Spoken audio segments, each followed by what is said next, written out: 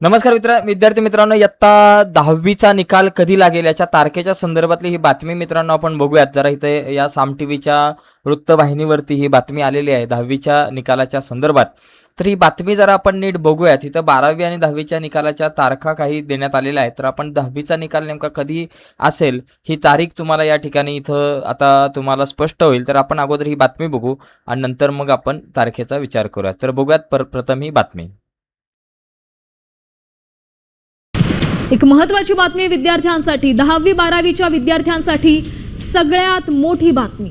मे महिन्याच्या पहिल्या आठवड्यात 12वीचा निकाल लागण्याची शक्यता आहे. 10वीचा निकाल 10 ते 15 मे दरम्यान लागण्याची शक्यता आहे. महाराष्ट्र शिक्षण बोर्डाची निकाल प्रक्रिया अंतिम टप्प्यात आहे. तर मित्रांनो, तुमच्या लक्षात आलं असेल की आता 10वीचा जो निकाल आहे इथे सांगितलंय 10 ते 15 तारखेच्या दरम्यान, 10 ते 15 मेच्या दरम्यान आता 10वीचा निकाल लागेल आणि 12वीचा निकाल जो आहे तो पहिल्या आठवड्यामध्ये लागणार आहे. म्हणजे आता 12वीचा निकाल पहिल्या आठवड्यामध्ये मेच्या लागेल आणि आता 10वीचा जो निकाल आहे तो साधारणतः मे महिन्याच्या 10 ते 15 तारखेच्या दरम्यान लागेल. मागच्या वर्षी आता 10वीचा निकाल जो आहे तो लागला होता मे महिन्याच्या 13 तारखेला. ओके, आणि त्यामुळे आता लवकर हा निकाल लागेल.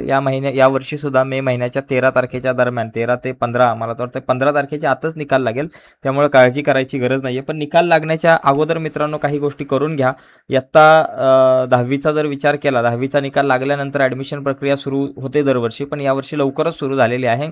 11वीचे ऑनलाईन फॉर्म भरायची जी काही प्रक्रिया आहे ती सुरू झालेली आहे. तर 11वीचे ऑनलाईन फॉर्म तुम्ही जर नसतील भरले, नसतील अपडेट केले, तर ते लवकरात लवकर 11वीचे ऑनलाईन फॉर्म भरून घ्या, जेणेकरून तुम्हाला नंतर काही अडचणी येणार नाही. कारण 30 तारीख जी आहे ती लास्ट तारीख आहे 11वीचे ऑनलाईन फॉर्म भरायची. म्हणजे पहिला भाग जो आहे फॉर्मचा तो भरायची अंतिम तारीख 30 तारीख दिलेली आहे. त्यामुळे 30 तारखेच्या आत हे सगळे फॉर्म जे आहे ते तुम्ही भरून घ्या.